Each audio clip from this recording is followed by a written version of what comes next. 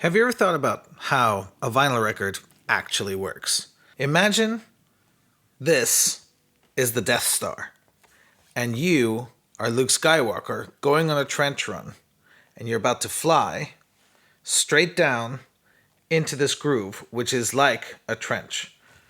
But what you'll find as you fly in, you won't find a rectangular groove the way you see it in the trench run.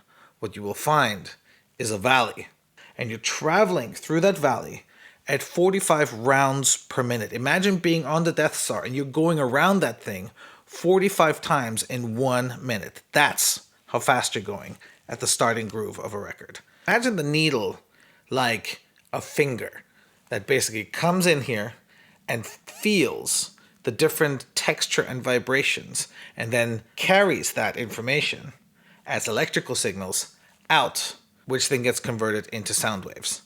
That's what a needle does as it travels through the groove. So if you were to fly that, say you're Luke Skywalker in your X-Wing, and you're flying through this valley of sound.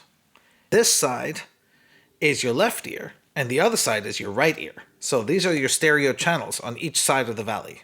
You will see waves that are long, and you'll see increasingly shorter waves sitting on top of those.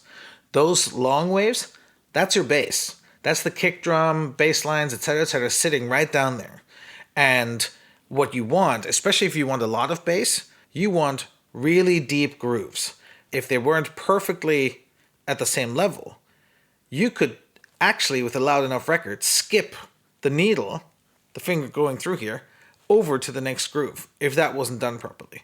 So it's really, really important to have very, very deep grooves, which gives you more clarity and gives you much, much better stability. But of course, if you imagine now the surface, the deeper the groove is, the less space you have for music. So albums, for example, would often have 20 minutes of music on each side.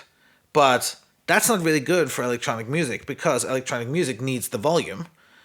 And it needs the clarity in the bass because that's what everybody hears. And you need it to be more durable as well. So the last thing you wanted was shallow grooves. You needed deep grooves. So therefore, that's how the vinyl single became such a standard for electronic music DJs and remained the standard up until digital file sharing and digital playing on laptops completely removed it, because CDs weren't even able to catch up how prominent vinyl records were by the time the late 2000s came about. It was the internet and laptop DJing that pretty much changed the game on that. But that is basically how a vinyl record works. It's a giant trench run at 45 rounds per minute that the needle has to traverse every single rotation. So please follow my channel for more interesting factoids about pressing and releasing records from the early 2000s. And also I have DJ sets on my YouTube channel, so please go and check those out. And please leave a comment if you have any questions. I might even make a video about it.